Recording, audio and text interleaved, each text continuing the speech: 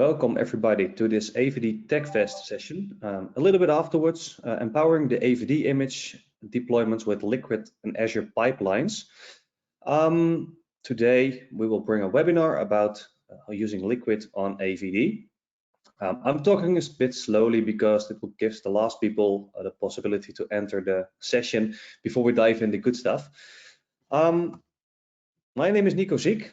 Today I will do only the introduction. Please note the session is recorded and all questions will be answered after the session. On request, we can send out, of course, the stream of the webinar, and for the rest, enjoy yourself. My name, Nico Zieck, function is Director of Technology and Solutions, and I've been working for Liquit for the past 4 years. Today I will give a small and brief introduction about Liquit for the people who never heard of Liquit before. And after that, I will hand it over to Freek Berson, who will speak with and on behalf of Liquit to show you all the cool stuff he has done for the community with Liquit and AVD Azure Pipelines. So what about Liquit? Well, our company is established in 2015 and we're a Dutch-based, Netherlands-based software vendor. So our headquarters is in the Netherlands. We have a US headquarters in Florida. I would love you to invite you all over there and with a nice weather. We run currently over 450 customers, and well, although we have a lot of smaller customers, our larger customers will go well over 100,000 users. So it's extremely scalable and proven. The most important thing about Liquit is the flexibility. So we believe we want to play nice with everybody. So you see a technology partnership from Microsoft, Citrix, AWS, Apple, VMware, Ivanti, Google, Nutanix. And if you ever think it's a good idea, Liquit should partner up with another solution, just let us know. We want to play nice with everybody, creating the ultimate flexible workspace. Why do we do that? Well, within IT, there's only one certainty, and everybody on this session has probably been working in IT for a couple of years. The one certainty there is, shift happens. So what we build now is going to be phased out tomorrow or renewed tomorrow or a new solution tomorrow. So everybody is now going into the shift into the cloud. And at Liquit, we see, of course, a lot of Azure virtual desktops been spinning up right now, and they need to be managed. But what we've been doing in IT is like we are afraid of our end users. What do I mean with that? Well, we buy a big stack of hardware, a big stack of software. We build into the thing we call new workspace, and let it sit there for a year or 5. And after 4 years, somebody comes in the office and says, let's start on something we call the modern workspace. But then if we change one little thing, we need to change everything for the end user. And basically, then you get a big bang project. Shit happens. It just happens, and you need to do something right here, right now. We will make temporary decisions which seem to be there for the long term. This will create a big impact on your budget. There's something at Liquit we don't want to do. We want to create that flexibility. Why not start today with Azure Virtual Desktop, where Freek will, of course, tell you everything about, but still work nice in your own environment. If you want to learn more about how we do that, I'm more than happy to show you. Please leave a note for a deeper dive. And this session will focus purely on Azure Virtual Desktop. We can do so much more. Small overview. For the end user, it's one single entry point, regardless of the device, for all your applications, which Liquit can install, configure, deploy, manage, update, remove, whatever you want to do with it. And then do the single sign-on into the sessions, basically to any backend platform. So Liquit is capable to manage your on-premise environment, your Citrix environment, VMware, RDS, physical laptops, tablets, PCs, and devices. Then install your apps, keep them updated with our setup store, and move to the cloud, to Azure Virtual Desktop, to Amazon, basically any cloud solution you want to do. And then Liquit is also a single sign-on solution. So please know we can do a lot of things that we can't explain right now, but I am more than eager to tell you. But first, let me introduce to you Freek. Freek is one of the MVPs for Microsoft, and he has done a great job working with Azure Pipelines. He has written a book about it with Bicep, and he is really one to show you everything. So Freek, please welcome and go ahead. Yeah, thank you, Nico. Thank you for that introduction. And you should be able to share my screen right now. Just checking. Yes, we can. Perfect. So thank you for that introduction, Nico, and thank you everyone for joining us today. Happy to share some of our thoughts and experiences on using Azure Virtual Desktop in combination with Liquid, and how to reach an automated approach using Azure pipelines. So, quick introduction to myself. My name is Freek Berson. I am from the Netherlands. I work for a MSP in the Netherlands called Wortel.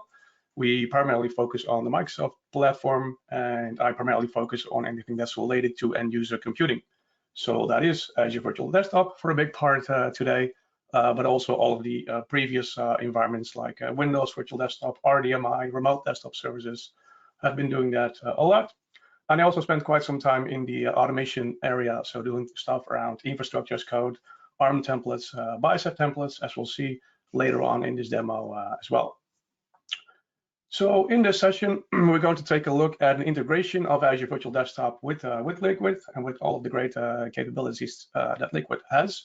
And of course, Liquid has different integrations with Azure Virtual Desktop. They have a great way of allowing you to work with what they call smart icons, which allow you to remove a lot of complexity for the end user and help them in transitioning from an on-premises environment, for example, towards Azure Virtual Desktop.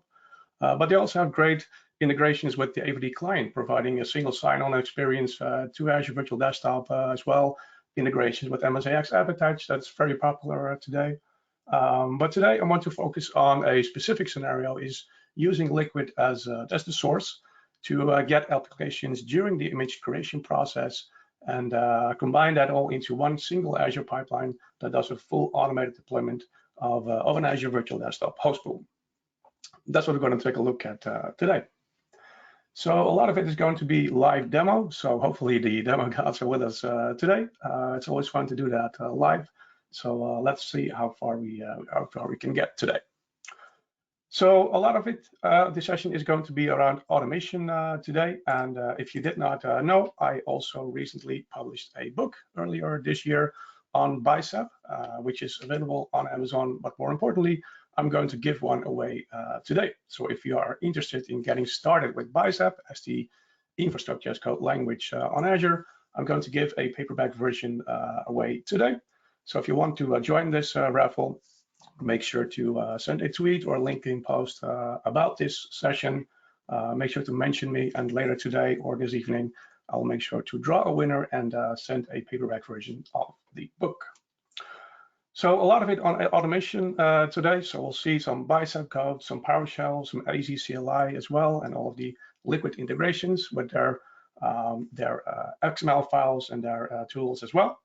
But let's do a quick sidestep, take a step back and talk about the Azure Virtual Desktop service. For those of you who are not or less familiar, what is Azure Virtual Desktop? In a nutshell, it is all about being able to publish both applications and desktops to an end user using a remoting protocol. So regardless of your location, regardless of the device, or the time or date you are accessing the service, you always have access to your own corporate data, corporate applications, or corporate desktop. So if you think about that, that's not new, right? We've been doing that for many years using Citrix, remote desktop services, VMware technologies as well. And so what Azure Virtual Desktop makes different or unique, if you will, is the fact that this is a full platform as a service model hosted in the Azure cloud. And that means that a lot of the infrastructure that we use to manage around connection brokering and gateway and load balancing and all kinds of infrastructure components are now being managed for us as part of the AVD service. So if you talk about the shift that Nico mentioned in the introduction, there's definitely another shift that we see as well. So if you have been working with Azure Virtual Desktop, you probably recognize this architecture. This is the architecture of an AVD deployment. And it basically consists of three different parts, three different buckets, if you will. So in the middle section, we have the Azure Virtual Desktop service. And again, if you have experience with remote desktop services or Citrix or VMware, you probably recognize these names here of the components like connection brokering and gateway and web access and load balancing, etc. But in the case of Azure Virtual Desktop, you do not need to worry about these components. These components are all managed for you as part of the AVD service, so they don't show up in your subscription. You're not paying for these. You don't have to worry about securing them, etc. That is all being managed as part of the AVD service. So because Azure Virtual Desktop is a first-party service in Azure as well, it means that we can also leverage the existing Azure infrastructure as part of those deployments. So existing compute, storage, networking, identity management, security, etc. That is all available because AVD is a first-party service hosted in the Azure cloud. So for you as the customer or you as the partner organization, the above sections for your subscription, your control, that is where you need to worry about, and that is where you'll spend most of your time managing and maintaining the environment. So for a big part, that is based on the session host virtual machines. So these are the virtual machines that the user logs onto to consume the applications, consume the data, consume the desktop, mostly based on Windows 10 Enterprise multi-session, which is the multi-session operating system of the Windows 10 or 11 client. And on the right-hand side, you have all of the management and policies that you need to worry about. So things that come into mind here are image management, application management, profile management, but also things like user density. So how do I make sure that I have enough, but not too many users on a single virtual machine? What about scaling and sizing, etc.? And user management overall. So that's probably where you spend most of your time managing and maintaining an Azure Virtual Desktop environment. So Azure Virtual Desktop can be deployed into two different deployment types. So we have Azure Virtual Desktop in a pooled scenario, or pooled type, which means that every user gets his own dedicated virtual machine, its own dedicated desktop. The user will always log on to the same desktop, and he basically, quote unquote, owns that desktop. He might be able to get local admin permissions if you want to allow the user to install his own software, for example, or make modifications or changes. So when you talk about application management, you'll probably reuse the same management capabilities that you have for physical workstations.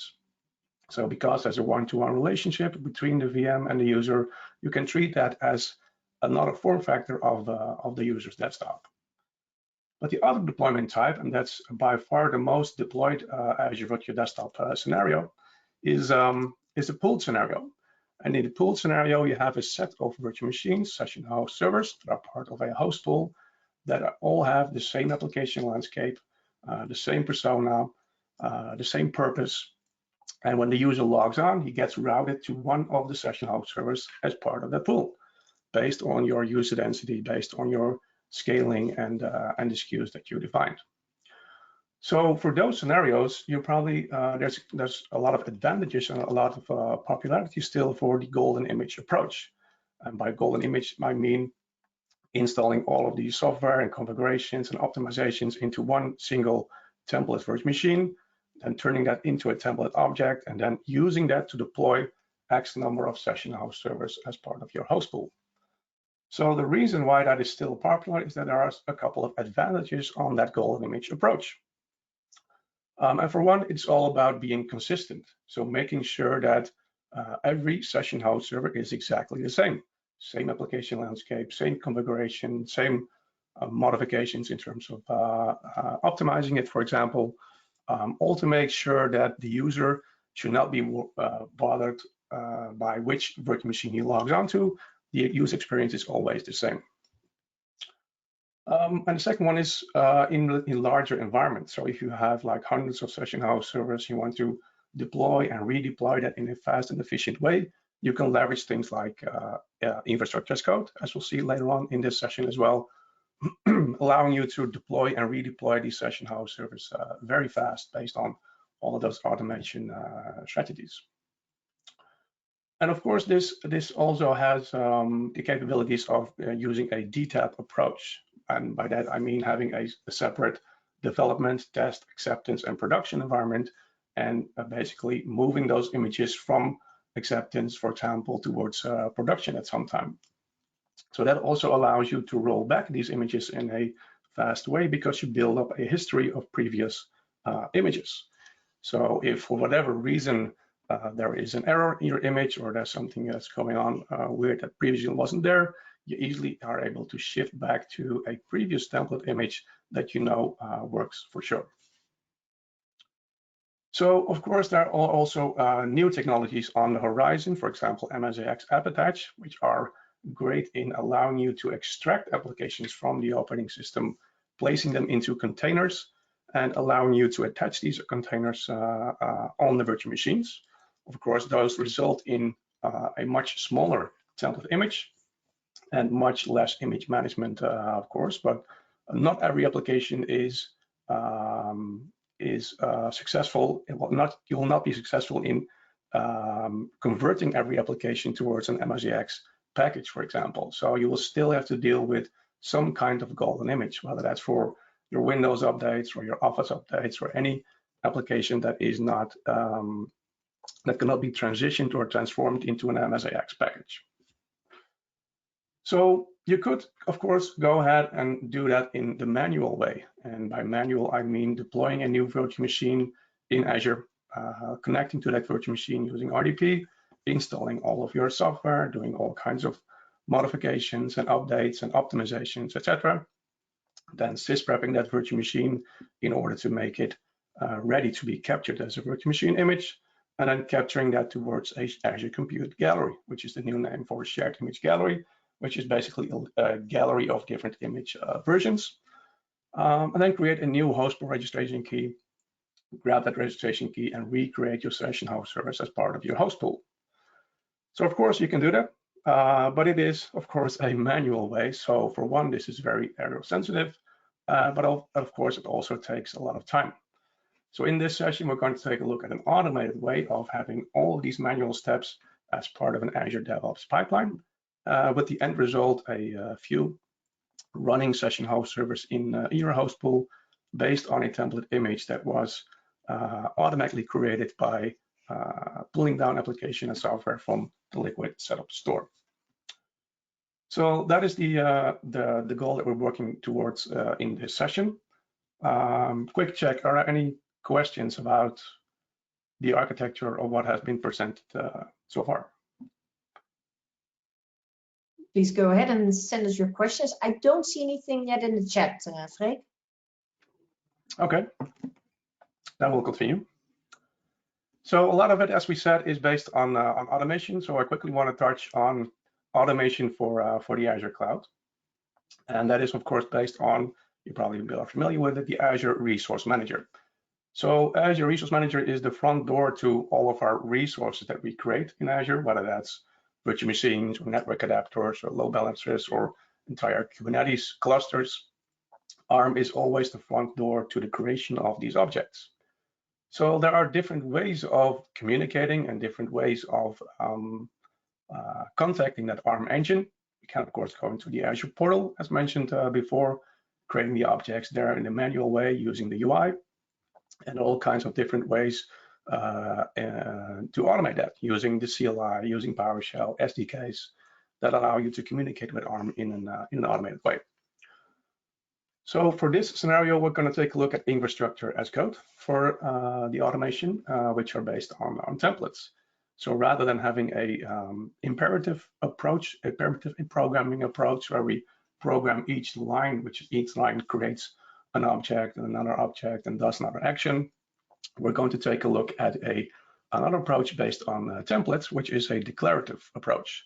And by declarative, I mean we're going to declare the resources we are going to create in the Azure portal, and then provide that entire template towards ARM and have ARM create all of these objects for us.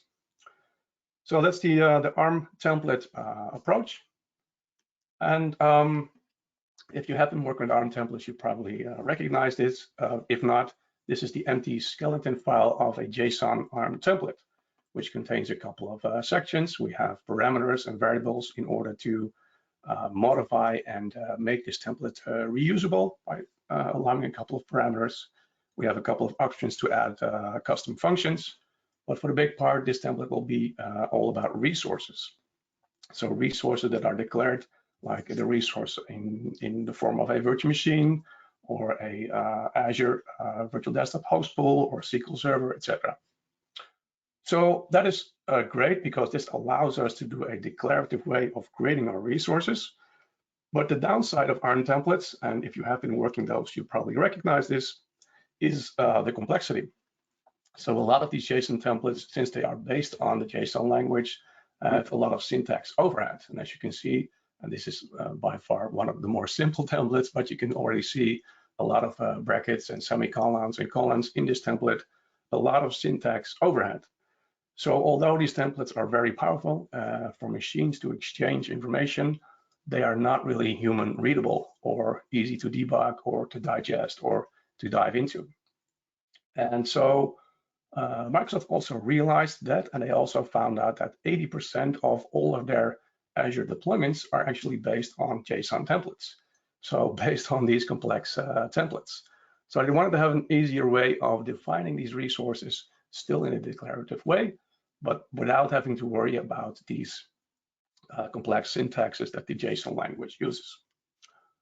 And that is where Bicep was introduced. So Bicep is a domain-specific language, or short DSL, which allows you to create resources in a declarative way, provide them to the ARM engine, and have them created. So similar to ARM templates, but then without having to worry about all of the complex templates with the syntax and all of the complexity that we just saw on the screen. It also comes with a couple of additional benefits, like, for example, the modularity approach, which allows you to extract pieces of your declarative code and put them into separate modules in order to reuse them within your organization or within your department. And there's full compatibility with ARM templates as well. So the end result will be that a Bicep file will be transpiled or transformed into an ARM template and then fed into the ARM engine in order for it to deploy the resources in there. So before we take a look at the scenario of today, quick check, are there any questions about the approach so far? Sorry, still nothing. Wow, that's either that I'm very clear or... Yes, it's got to be clear. We'll see. So let's dive into the example demo that we have that we're going to take a look at. And I decided to make a diagram of it to have you to sort of introduce the example first before we dive into all of the code and the live demo.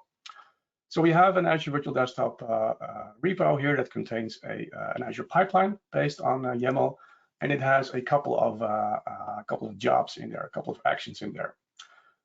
So let's quickly run them by, and we'll all see them live in a demo in just a second. So it will start by deploying a new virtual machine in Azure, a new template virtual machine based on the SKU and the operating system and the version, etc., that we select. So just a brand new vanilla template image. And then it will start to install and download the Liquit agent, installing all of the software that is defined inside a Liquit deployment.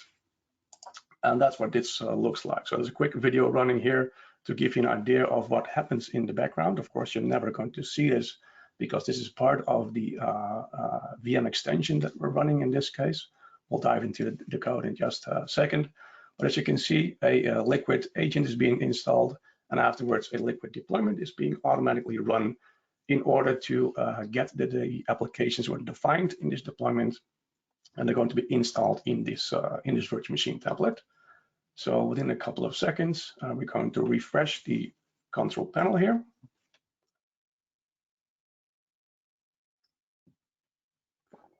And you'll see that the new applications have now been added. So of course, again, you're never going to see it because this is part of the automated process. But just to give you an idea of what's happening in the background on that virtual machine, we're using the Liquit technology by downloading the Liquit agent, downloading their XML file that they provide, and installing all the applications as part of a deployment.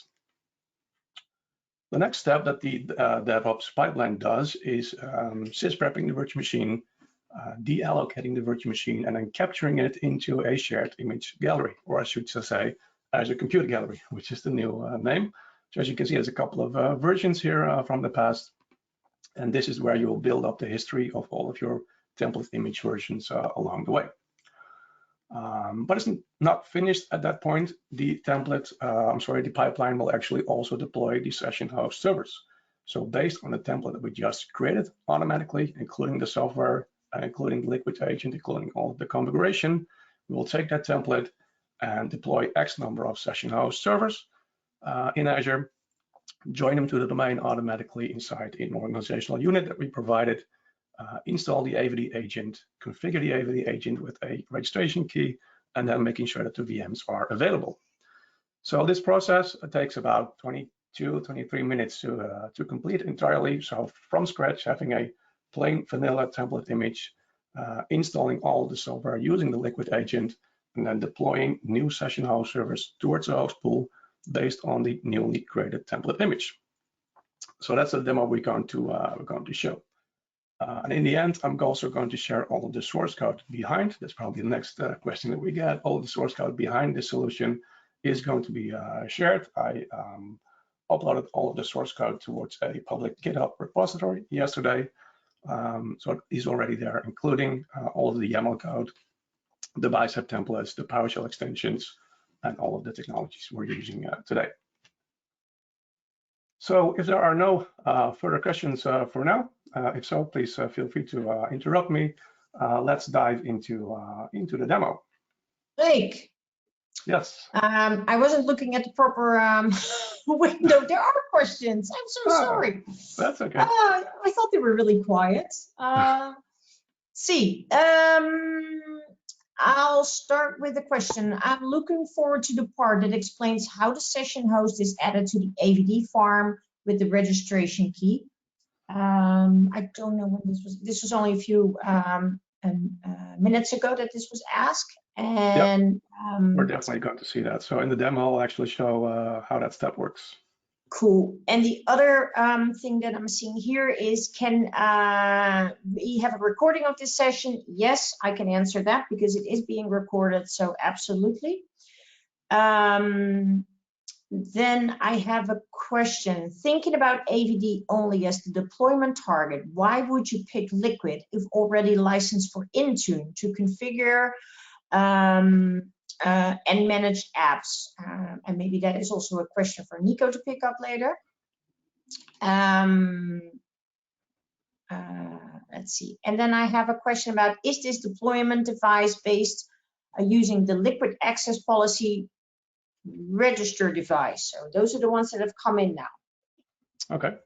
Yeah, so for the last question, we'll definitely see that in the demo. So we're going to take a look at the Liquit interface on how this template image is actually temporarily registered as one of the devices in order to run the deployment. And the question before that, that's probably going to be, well, a discussion between Intune and Liquit. I'm sure there are pros and cons for both solutions. Maybe Nico can address to a couple of those at the end of this session. I will. At least I'll try to. But that's also a discussion that we can have. So please feel free to reach out. I'm more than happy to do a deep dive over that topic. Okay, cool. So let me switch to the demo then. And first of all, let's visit the Azure portal. So we have a couple of things already available in Azure that we have pre-deployed, also using Bicep templates. For this demo, we have a single host pool, a single application group, and a single workspace. And if we go into this host pool, there are currently no virtual machines in here. And if I go to the registration key, it's currently empty. So no active registration keys are available for this host pool. We have a second tab here that contains our Azure Compute Gallery, which is the new name for shared image gallery. I still have to get used to that. But inside this Azure Compute Gallery, we have a couple of existing versions of this template. As you can see right now, we have the latest version is 1.0.6. So remember that number because we're going to add a new version to this gallery as part of this demo. We have a third resource group here, which is actually currently empty, or refresh that just to make sure that there are no active session host servers deployed here. This is the location where we will deploy the session host servers and all of the surrounding resources we need. And the last one is a template image VM, which is currently also empty because we're going to actively create a template image VM and use that as part of our base image. And then we have a Liquit demo environment, which Liquit actually provided for us for this purpose. So thank you for that. But if we go into manage and if we go into deployments, you can see that there's a AVD deployment in here. And if we open it up, we can see that it contains a couple of packages. So as part of the generation or the creation of a template image, we're going to use this deployment and have these applications be installed. And last, we also have the devices section that currently does not contain our temporary template VM. But during the creation, you're probably going to see it pop up here, and I'll make sure to revisit this page to see if it's actually there and installing the applications. So let's go to the pipeline that actually deploys all of these components, and that is the AVD Liquit build repo. And let's actually just kick it off, so to make sure that we have enough time to see the end result as well. So if I run this pipeline, I have a couple of options to define a couple of variables. So remember that the latest image was the 1.0.6, and we're now going to create and deploy the 1.0.7 version, and a couple of other basic variables as well, like the resource group location, the subscription, the template image VM name, etc. So let's run this deployment, and well, let's see if we can watch what it's going to create. So the job is going to be queued, and within a couple of seconds, it should start deploying our first resources. Starting with the creation of the template image, based on the selection that we made. So there's a couple of other parameters we'll dive into in just a second that allow us to configure the OS version, the OS SKU, the VM size, and all kinds of other properties. So here we go. The job is now going to be kicked off. So it's going to start by downloading a couple of tasks, a couple of files and installations that we need. And the first step it'll actually do is install the Bicep CLI. So this is the command line interface that we need in order to do that transpilation process between the Bicep file in an ARM template. And the first Bicep file is now being run. So from a secure repo location, we have downloaded the Bicep file. We're now deploying it towards the Azure portal.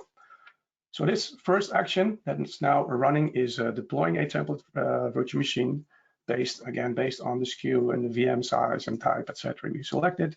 It will automatically download the Liquit agent, the Liquit XML, coming from a secure Azure files location in order to kick it off and get all of the applications in there.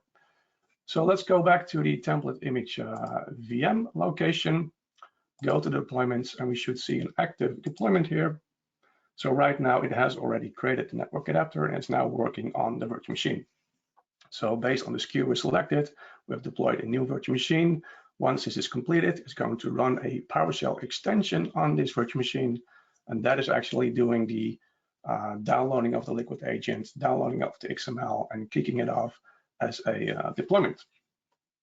So this first step is going to take about 6 minutes to complete. So we'll leave this screen open and revisit that in a couple of minutes. So while we wait for that, let's take a look at the source code behind this first step. So I'm going to open up VS Code here to show you the project that we have locally. And again, it is available on GitHub already. And I'll make sure to re-share that location at the end of this session. So that includes the YAML, if you're familiar with. This is the code behind the actual Azure pipeline. But let's actually dive into the process that's right now happening in the background.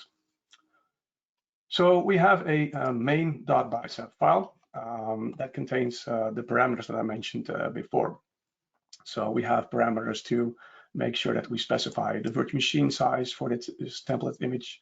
I'm sorry, we have the wrong folder here. This is the correct file. There we go, the image create process.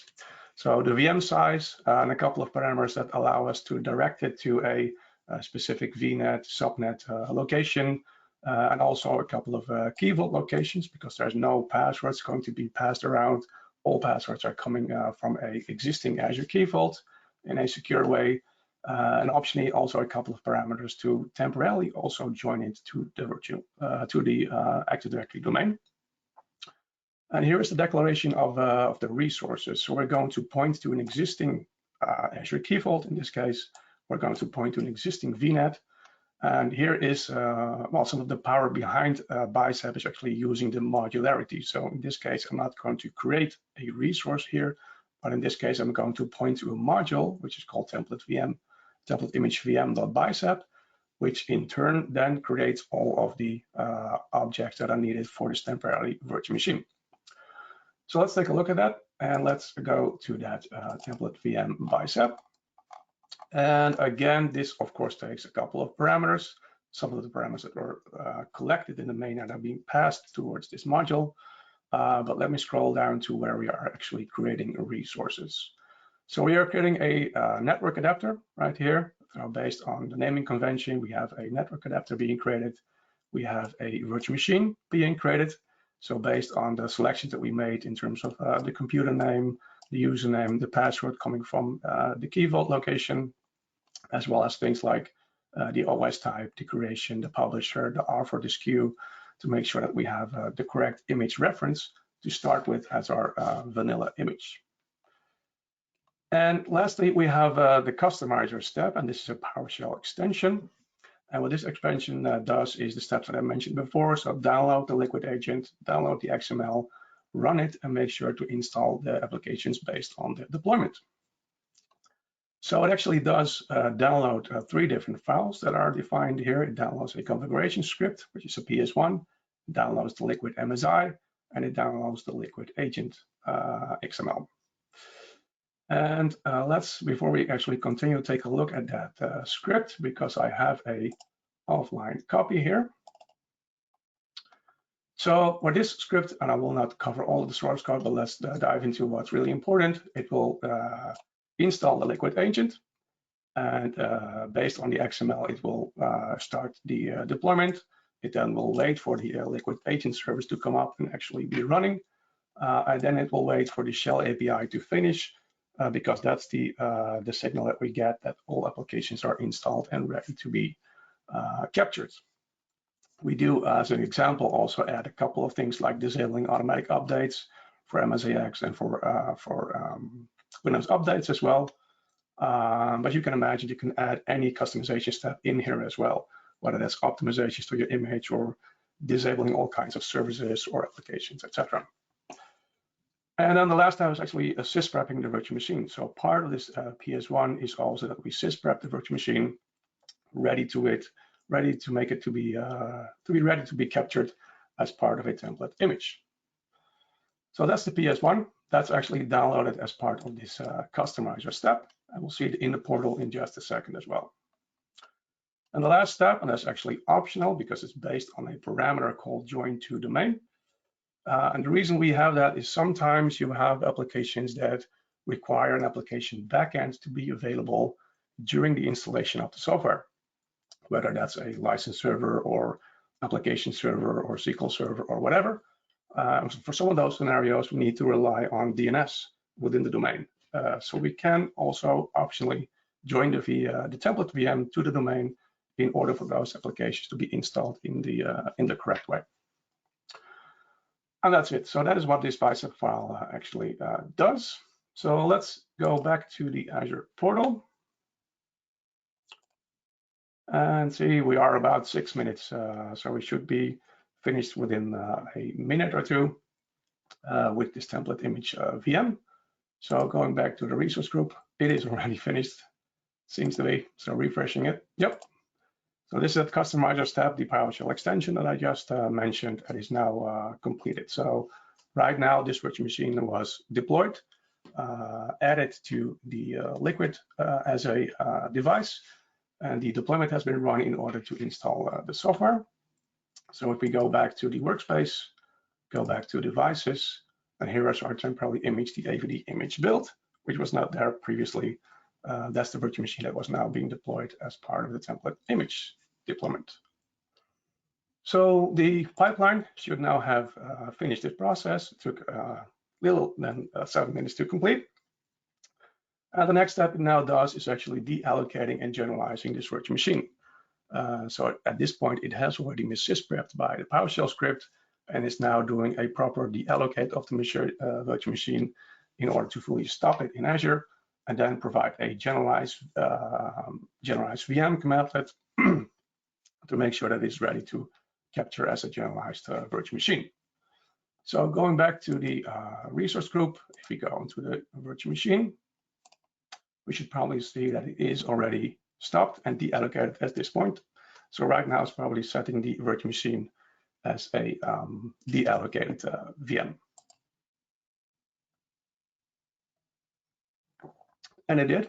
And this process took about a minute to complete.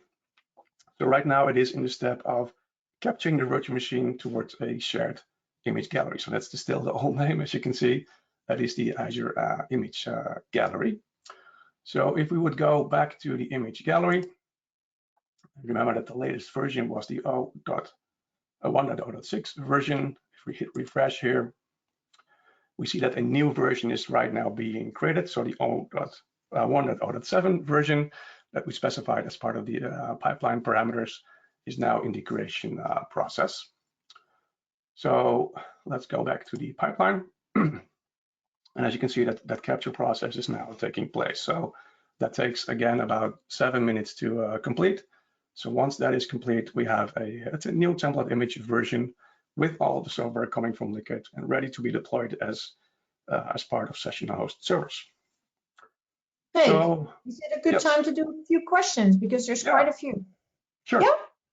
Okay, and forgive me if I'm not pronouncing some of these things correctly. No worries. But here's the question. Using the what if capability in CLI push, that's the one I wonder about, doesn't factor in resources managed or deployed in loops. And the question is, do you know from the product group when this will be fixed? It's a release gate we like to use in pipelines that is keeping us tied to ARM templates for now. And I guess he said later that the last question is a limitation in Bicep at the moment. So perhaps you have an answer to that. Yeah, that's a little bit beyond the scope of this, but I definitely know where this question is coming from. There's what if is currently being developed as part of a next feature in Bicep as well, to make sure that they have feature parity between ARM templates and Bicep. But I suggest, well, I'm not sure who it is, but feel free to reach out to me afterwards, and happy to take that feedback, because I am talking to the Bicep team a lot these days as well. Happy to take your feedback and see what exactly you're running into. So I will reshare my contact details at the end of this session to see if there's something we can do. Sounds good. Then I have a question that says, is it not easier to only use PowerShell for the entire deployment? Now you use PowerShell for some parts and Bicep for the rest of the deployment. Yeah, that's a great question. And I actually started using a PowerShell script. As a matter of fact, let me show you that while we're waiting for this deployment. So we have an Azure pipeline that does that, but we could do the exact same thing in a PowerShell script as well. And this is the PowerShell equivalent of what we're looking at in the Azure pipeline. The reason that I started using the pipeline is because we use pipeline for other deployments as well, for customer organizations, for our own deployments as part of our managed services environment as well. So that's the reason that we selected these DevOps pipelines, which also allow us to do things like moderation between these steps. So if I'm deploying this template towards an acceptance environment, I want an approval process to make sure that someone actually approves this before we go into production. Those are a couple of capabilities that are possible with these DevOps pipelines. But in terms of technology, yes, definitely you can do the exact same thing within PowerShell, as you can see. But that's what some of the reasons that we chose for the DevOps pipelines in this case. I have one more. Is the Azure pipeline publicly available? Yes, it is. So I'm going to share the YAML code that's behind this pipeline. In fact, it is already available, but I'm going to share the link at the end of this session. So that includes the YAML code, the Bicep code, the PowerShell extensions, and all of the source code that's being used. That's great. What level of modifications are needed to the scripts in case we need to modify the domain join to Azure AD join?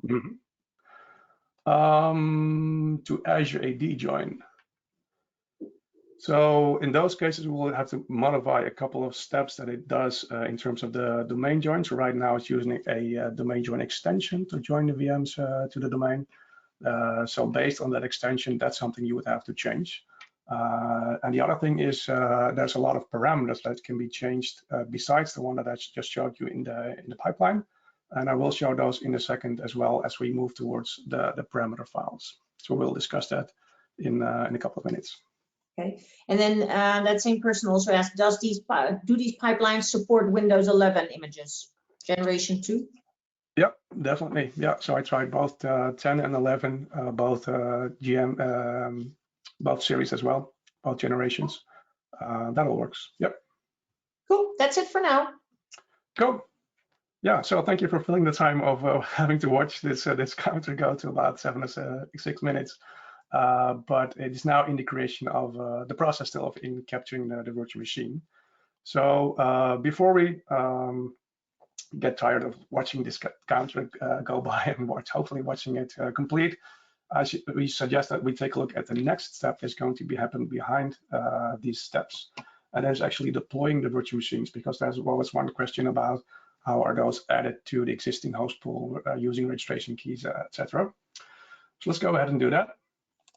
So switching back to VS Code, I have another subfolder here, which is called image deploy. And image deploy contains another Bicep file, and this is the Bicep file that actually deploys the virtual machines once that template image is ready inside our Azure Compute Gallery. So again, this contains a lot of parameters as well, and there was someone who mentioned a couple of things to change as part of parameter files. I also have a main.parameters.json file, and this contains all of the parameters we can change as part of these deployments. So the image version, the location, the networking, the VM sizing, etc.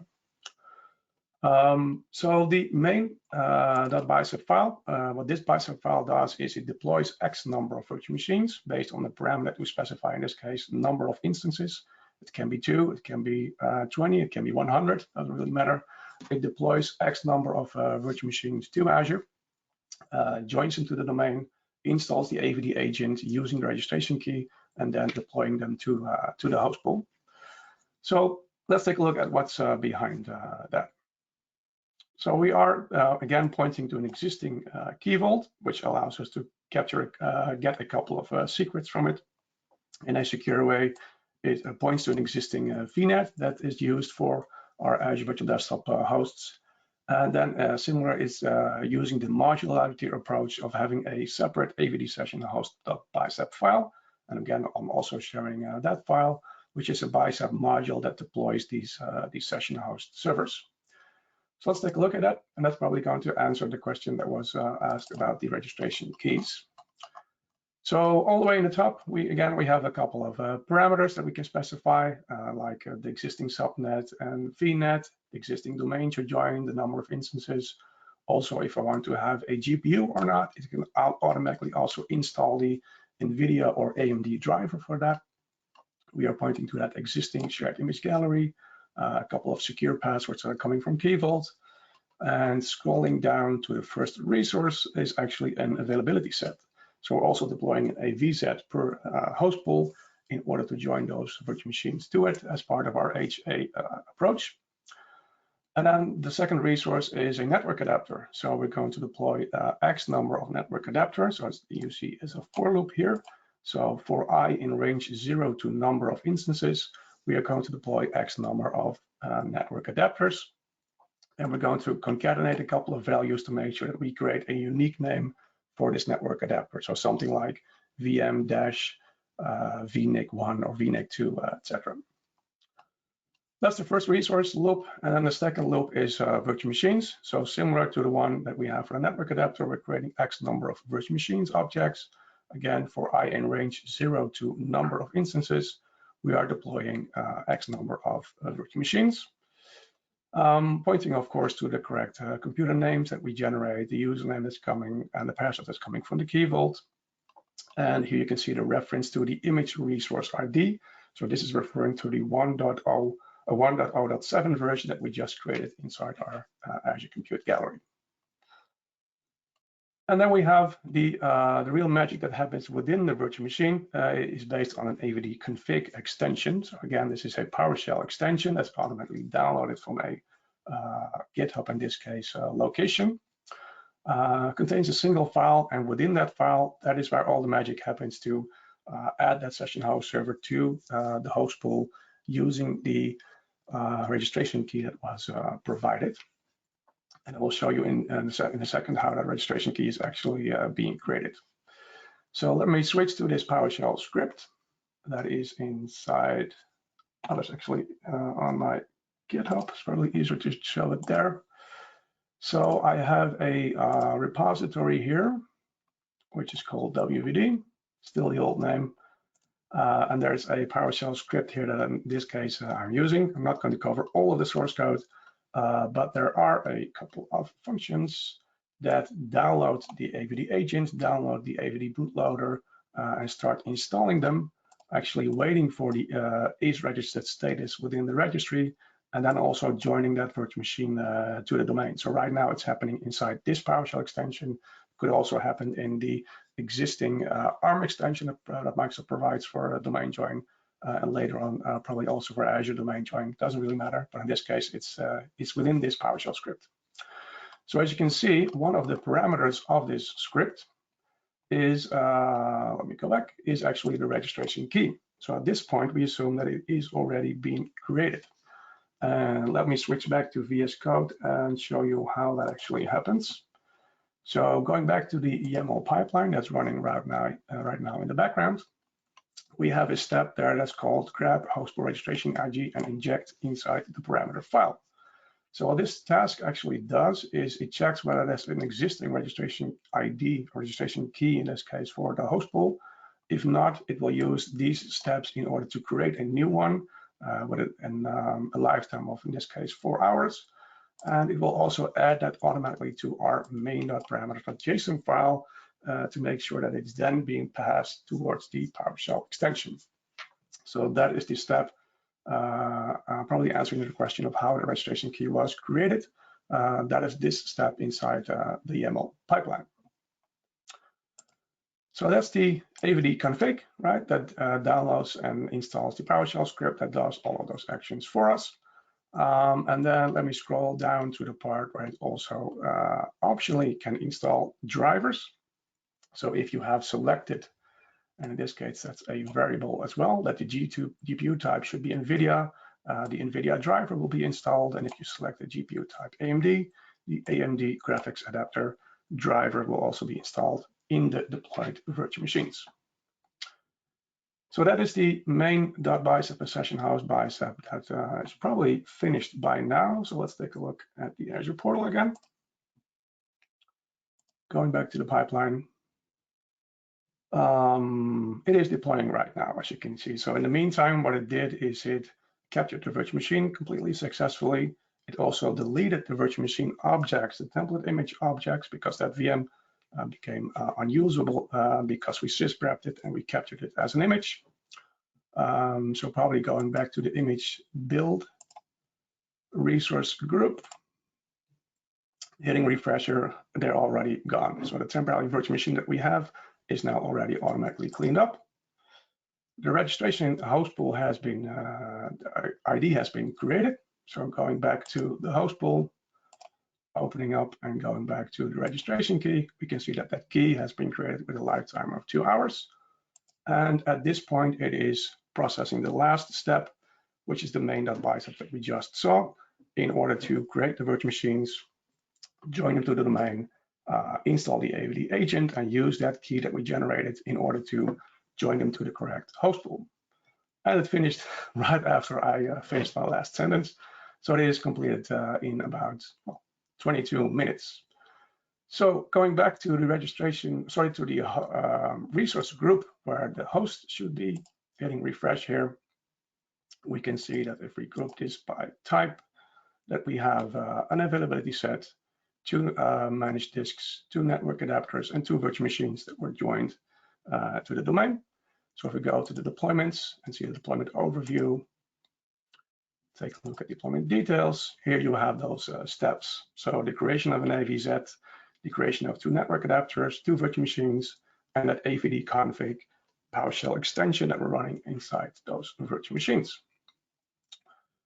So it should be finished by now. So the job is finished. So let's go back to the Azure Virtual Desktop host pool.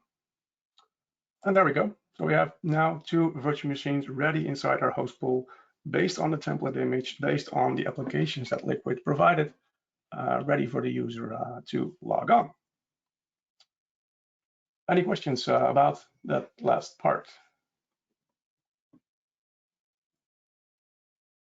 I don't see anything new right now. Okay, perfect. So just to do a quick recap of what we just created. So we used a Azure DevOps pipeline in order to deploy a new template image, grab applications from the Liquit deployment that we have defined, then automatically sysprep that virtual machine, stop it, deallocate it, turn it into an Azure image, template image, make it part of an Azure image gallery, and then deploy it X number of times using our Bicep templates in order to deploy it to our existing host pool. So the great thing about this is once an application changes, we can just go back to the Liquit environment, go back to our devices, go back to deployments, go to our AVD deployment and our packages, and simply add or modify our packages here, rerun that Azure pipelines, and within 22 minutes, we have a new set of session host servers, for example, in our acceptance environment, ready to be tested using a couple of key users, and then maybe using an approval process, the same template image then goes to our production environment. So that's the demo that I had prepared, and I promised to share the locations where this is all stored. So let me go back to the slide deck. That was the demo. And these are a couple of call to actions that I have. It's well close to 4 p.m. So hopefully we still have some time for Nico to share a couple of last words. But I really want to thank you for joining this webinar today. I hope it was valuable content, that you learned something new. And again, a reminder that if you are interested in the book, make sure to send a tweet or LinkedIn message, and I'll make sure to draw a winner at the end. And on the right-hand side is the GitHub location of where everything is stored. So either scan that QR code or use that URL. And I'll make sure to also share that on my social channels just a second as well. So let me quickly just show you what that location looks like. If you go to my repositories, there is a dedicated repository for this webinar, which is called Empowering AVD Image Deployments with Azure Pipelines and Liquit. And here is all of the source code. So the YAML files, the subfolders with all of the Bicep parameter files, template files, etc., ready to download and start using. So with that, unless there are any questions, I want to give it back to Nico to maybe share a couple of last thoughts. Yeah, well, Freek, thank you very much. It was really awesome.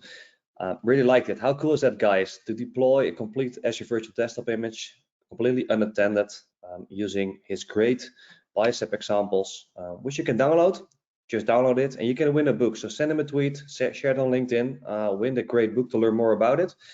And then use Liquid to deploy all your applications into that. I'm pretty sure you guys want to know more about Liquid Workspace. Why did Freek use Liquid Workspace? Unfortunately, we're running a bit out of time. And on Intune, that's something I want to tell you all about. I don't have the time, I think, and there are a couple of partners also in this session of Liquid. They all have their reasons to use Liquid. Just remember, we are an extremely flexible solution. So we are more than just deploying the applications. We are a solution to deploy also endpoints. To manage the application endpoints, we have a setup store to keep all your applications up to date automatically. And how awesome is that? That they are injected automatically into your AVD images, as Freek just showed you, without touching anything. Keep all your applications up to date without touching anything. We deliver single sign-on into Azure Virtual Desktop. We deliver the agents to the endpoints that the user can seamlessly connect. And we can do so much more. So why do we stand out compared to Intune? I hope you learn a little bit, but please feel free to reach out.